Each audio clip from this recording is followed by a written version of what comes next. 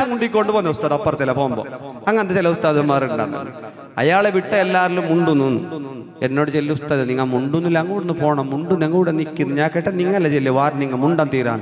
അല്ല അങ്ങനല്ല, കുറച്ച് മുണ്ടണോ. അപ്പൊ കുറച്ചോ അല്ലെങ്കിൽ എത്ര പെർസെന്റേജ് ഏത് ഏറിയെങ്കില് ഇങ്ങനെ ചില ആള്. പണ്ടൊരു ഉസ്താദ് 40 കൊല്ലം നിന്നാലേ പള്ളിയിൽ, ആർക്കും അയാൾ അളക്കാനാന്നില്ല, എന്താക്കിയെങ്കിലും അയാൾ പോകുന്നില്ല. ചില ആൾ അങ്ങനെ ഉണ്ടല്ലേ, വായിച്ചങ്ങ് പോകാത്തല്ലേ.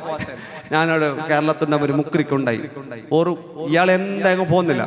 ലാസ്റ്റ് ഓറിനെ പോയിട്ട് ഗോണിയെല്ലാം കൊടുത്തിട്ട് ഡ്രസ്സെല്ലാം കയറ്റിയിട്ട് എല്ലാം പള്ളിന്റെ പുറത്ത് നിപ്പിച്ചിട്ട് ഒരു ബാധനോട് നിപ്പിച്ച് ഇയാൾ കൊടുത്തു. പോയി ഉസ്താദെ പോയി ഉള്ളുന്നു അയാളെ പുറത്തേക്ക് വായിച്ചു.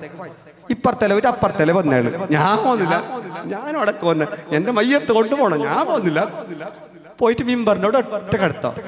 എന്താക്കുന്നു? ഞാൻ പോകുന്നില്ല, ശമ്പളം തന്നില്ല, ഞാൻ പോകുന്നില്ല. പിന്നെന്താക്കുന്നു? ചില ആൾ അങ്ങനത്തെ ഉണ്ട്. ചില ആൾ വായിക്കാൻ വേണ്ടി കാത്തണം. അതിൽക്കേ പള്ളിക്ക് വരുന്നവരുണ്ട്.